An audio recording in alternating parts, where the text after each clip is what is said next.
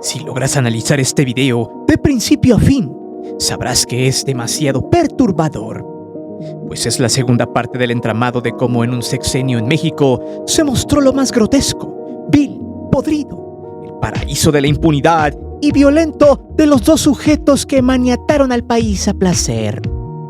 El gobierno del espurio, borracho, crudo y virolo Felipe Calderón causó mucho daño a los mexicanos por su absurda e inservible guerra contra los malos, donde todo estaba fríamente calculado por su flamante secretario de Seguridad Pública, a quien hoy niega entre la embriaguez sistemática y repetitiva de este llavero de cartera.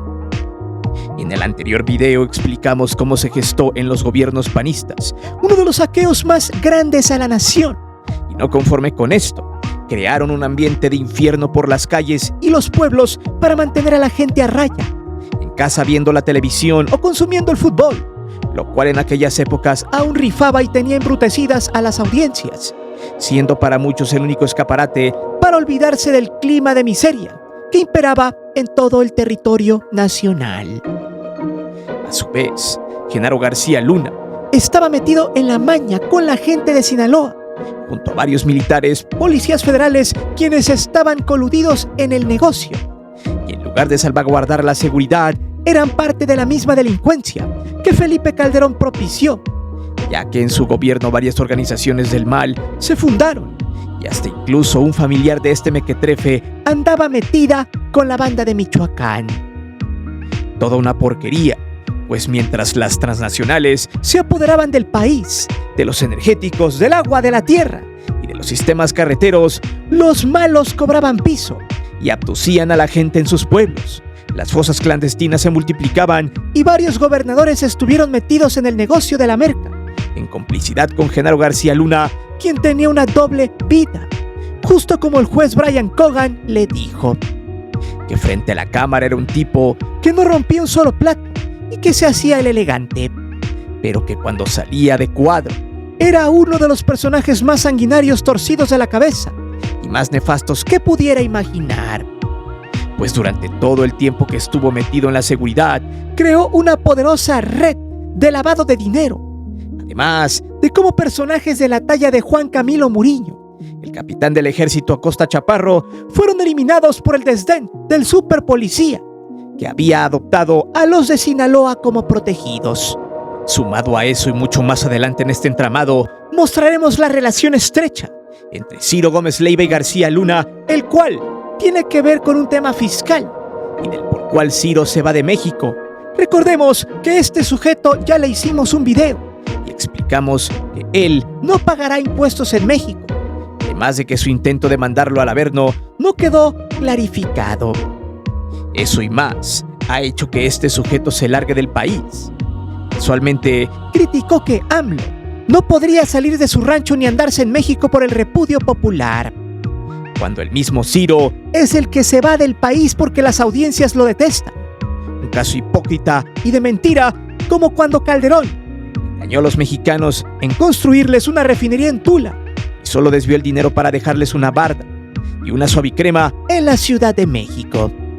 Ambos hoy considerados monumentos a la corrupción, sumado del engaño de la creación de 1000 hospitales que nunca llegaron, siendo un desvío de dinero monstruoso a las arcas de García Luna, mismas que exhibiremos en este video, y que quien, según en palabras del exministro de Francia Nicolas Sarkozy, García Luna tenía incluso más poder que Felipe Calderón, debido al tema de Florence Cassés e Israel Vallarta, quienes fueron víctimas del montaje de Loret de Mola en complacencia de Televisa, Cárdenas Palomino y García Luna. Prepárate, porque este video trae una dosis de nitroglicerina, además de exhortarte a que si no estás suscrito a este canal, lo hagas, ya que nos ayudarás no solo a llegar a la meta del 1.000.000 de suscriptores, sino también que harás que muchas personas conozcan a esta bola de ratas, nefastos e impresentables personajes que le hicieron mucho daño a México, y así nunca más ellos o personas similares regresen al poder. Es por eso que hoy te presento Felipe Calderón. Siempre fue aliado de García Luna, el sexenio del terror. Antes de seguir con el video te invito a suscribirte al canal, activa la campana de notificaciones para que recibas todo nuestro material y las narraciones en vivo. Te divertirás, te lo aseguro. Además, sé parte de la gran épica del canal para llegar al 1.000.000 de suscriptores, porque próximamente tendremos varias sorpresas.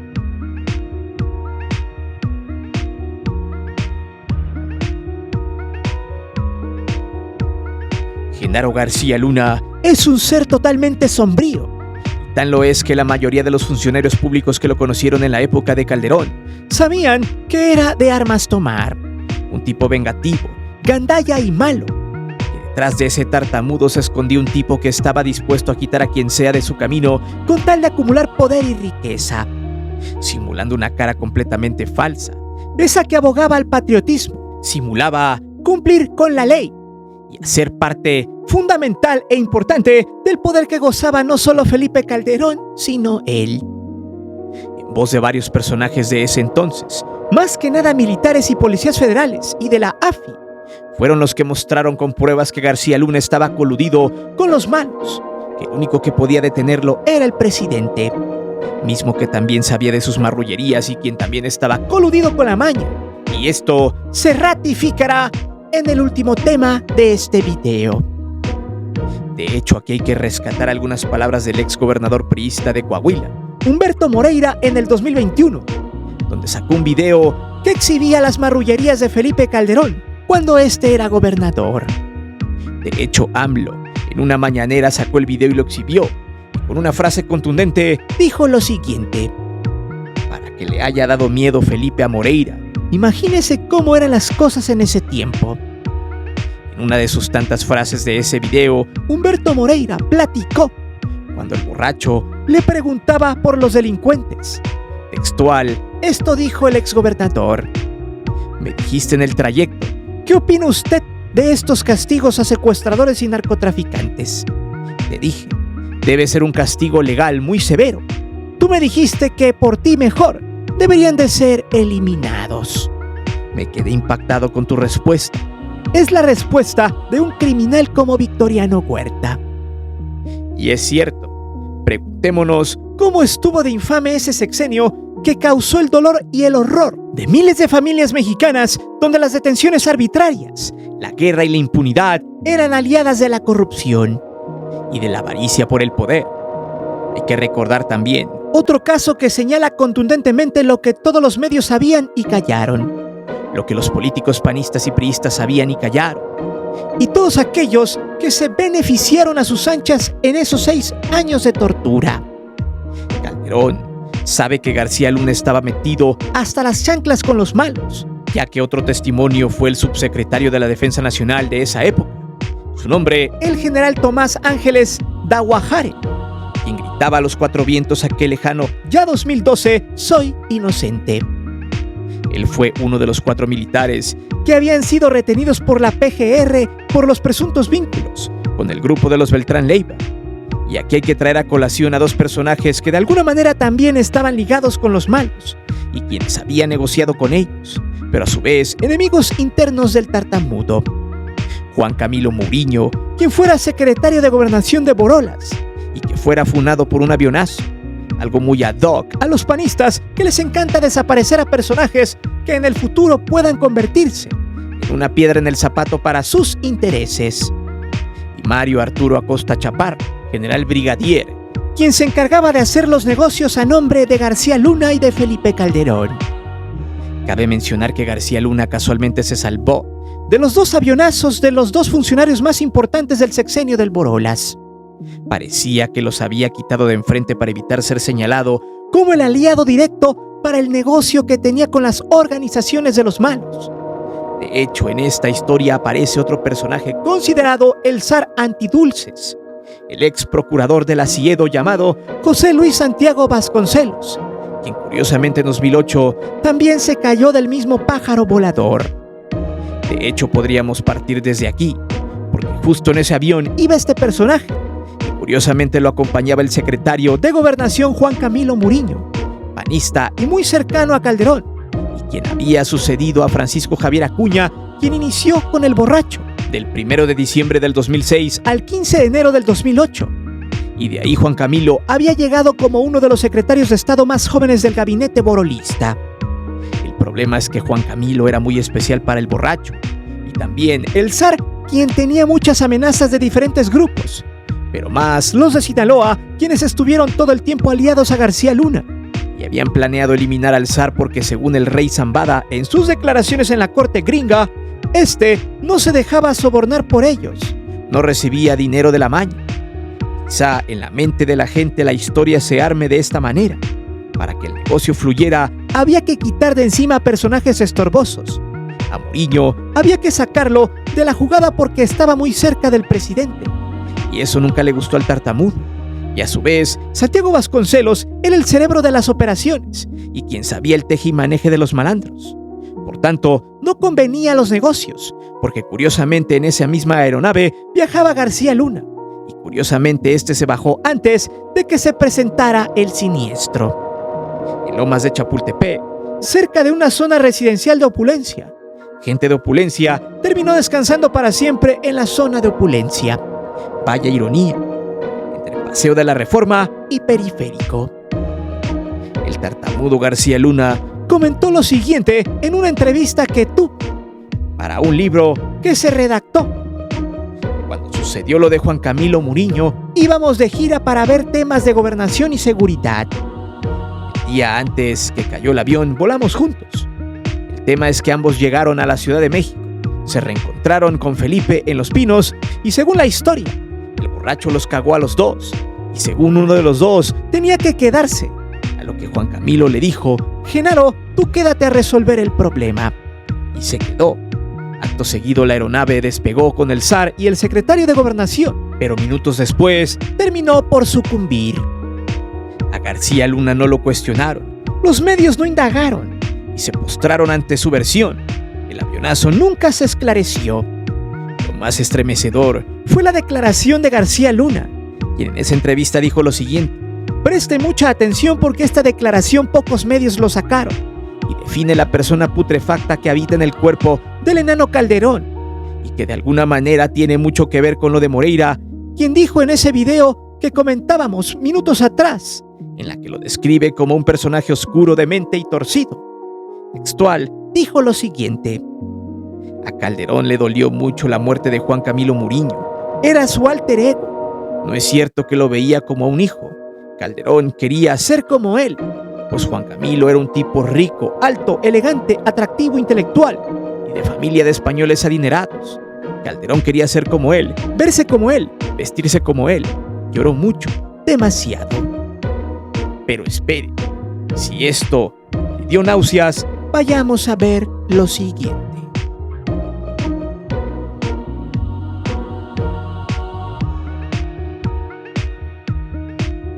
En aquellos ayeres, los medios callaron los detalles de los avionazos.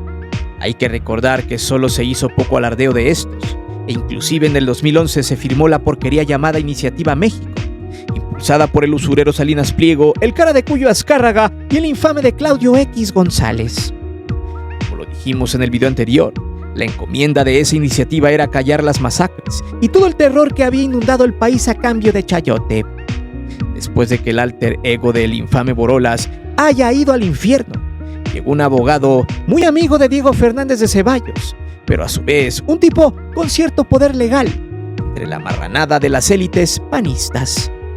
Tío de Inés Gómez Mont, la ex conductora y empleada del usurero Salinas Pliego, y quien sigue prófuga de la justicia por los delitos de delincuencia organizada y operaciones de procedencia ilícita, como lavado de dinero en 2023. También defendió a Raúl Salinas de Gortari, Tomás Peñalosa, Rogelio Montemayor y al viejito matraquero de Billy Álvarez acusado por un desfalco millonario, a la cooperativa de Cruz Azul, hoy también prófugo de la justicia. Además de ser asesor de la momia impresentable de Ernesto Zedillo y del ex procurador Antonio Lascano, quien investigó el caso Colosio, y el de José Francisco Ruiz Massieu. Su nombre, Fernando Gómez Mont. Estuvo después de Juan Camilo, pero se hizo a un lado. No trató temas de delincuencia. Se hostigó porque esa no era su rama y en 2011 decidió renunciar a la Secretaría de Gobernación y supuestamente al PAN. Por esa razón, ascendió Francisco Blake Mora, quien duraría muy poco en el cargo, pero durante el tiempo que estuvo supo de los negocios de García Luna. De hecho, había una disputa en la puja por el tema de seguridad, ya que era un tipo que se quería comer al mundo a mordidas y quería pasar por encima de Genaro, quien vio atentado su poder. Blake Mora solo fue una piedra en el zapato sobre el final del sexenio de Fekal. Y fue para el 11 de noviembre del 2011, en donde el helicóptero que lo llevaba a bordo terminó por caerse en Chalco. Blake Mora solo estuvo 16 meses en el cargo y siempre defendió la estrategia de seguridad del borracho, y era quien daba la cara en medios, y que de alguna manera le había robado el reflector al tartamudo.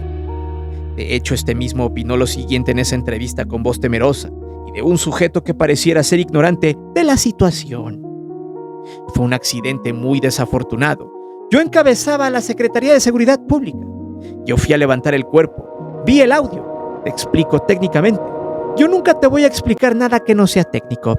Yo vi las evidencias. Todo demostraba que fueron accidentes. Si no hubieran sido accidentes, los restos del avión y los cuerpos hubieran tenido otro tipo de fin. Yo vi la evidencia. A mí nadie me cuenta. Con estos tres personajes fuera del sexenio, y a menos de un año de terminarse el gobierno de terror de Felipe Calderón, García Luna concentró todo el poder. De hecho, para poder entender todo esto, necesitamos remontarnos más atrás en el tiempo. Primero en 2005, cuando se presentó el montaje de Carlos Loret de Mola con el disque operativo, donde según la AFI grabaría en tiempo real el rescate de unos sometidos por una banda llamada Los Zodiacos. El evento se transmitió en el noticiero de Lord Montajes Loret de Mole, en Televisa. Con bombo y platillo había anunciado que estaba el operativo en tiempo real. Ahí, en una casa en medio de la sierra, el reportero Pablo Reina siguió con el show de Televisa. Ojo que más tarde este pelmazo negaría saber que había sido un montaje.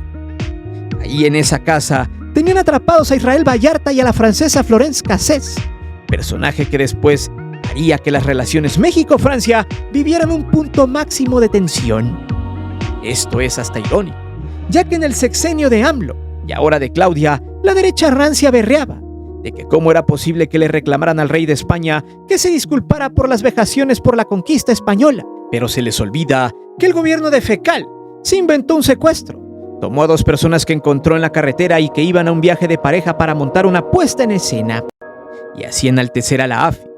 De hecho, García Luna en entrevista le tiró la bolita a Televisa cuando la presión popular era insostenible. Textual, dijo lo siguiente el 11 de febrero del 2006 en el programa del inepto de Loret. Lo que se vio en televisión fue una reconstrucción solicitada por los medios de comunicación y que esto no se tendrá en cuenta durante el juicio. Así de huevos, García Luna había engañado a la audiencia. Luego, ante las presiones, aceptó que había sido un montaje. Luego Loret de Mola quiso lavarse las manos diciendo que no sabía. Vaya sátrapa asquerosa, infame, una basura de persona, un sujeto con alma podrida por dinero, el rey de la mentira y de la infamia. Y aún así, en estos momentos hay gente igual de detestable que le sigue creyendo sus estupideces. En ese montaje, se supo después que Cárdenas Palomino, el jefe de la Policía Federal y condecorado cínicamente por el borracho, fue el que le pegó sus guamazos a Israel Vallarta, quien a la fecha sigue en el bote. De hecho, este caso se atrajo hasta el gobierno del entonces primer ministro de Francia, Nicolas Sarkozy, quien en un documental y en su libro llamado Los años de las luchas, donde narró cómo estuvo cerca de romperse las relaciones con Francia, el exministro dijo lo siguiente sobre el poder que ejercía García Luna en el gobierno de Felipe Calderón, textual. La relación de fuerza entre ambos hombres estaba invertida. Era el ministro quien dictaba su voluntad al presidente y no al revés. Yo no conocía el motivo de aquella extraña situación, pero ahora puedo calibrar su alcance. Y es que según el exmandatario francés, explicó que las decisiones del borracho de Fekal dependían de la última palabra que dictara García Luna. Las relaciones fueron tensas porque Calderón había abierto la posibilidad de que Florence fuera extraditada a Francia y ella cumpliera su sentencia, pero en 2009, cuando se reunieron en México ambos mandatarios, las cosas cambiaron y el borracho lo mandó a la fregada. Ahí el exministro francés se dio cuenta que García Luna había decidido que se quedara la francesa en México. Y para que usted vea cómo Felipe manipuló a los ministros y a los jueces, justo en esa visita, el borracho borracho informó que la pena de Florence había aumentado 60 años más, para que así no pudieran llevársela. Fecal y García Luna eran unos delincuentes, unos monstruos, que gobernaron México por 6 años. Según la historia, un asesor de Calderón había pedido al juez, o sea, lo presionó, para que desestimara los recursos y no pudiera regresarse a su país Florence. Insisto, ahora entiende por qué los panistas y la derecha en general no quiere que se reforme al Poder Judicial. Pero aguante vara, que lo que viene a continuación se pone más gacho con estos hipócritas doble moral.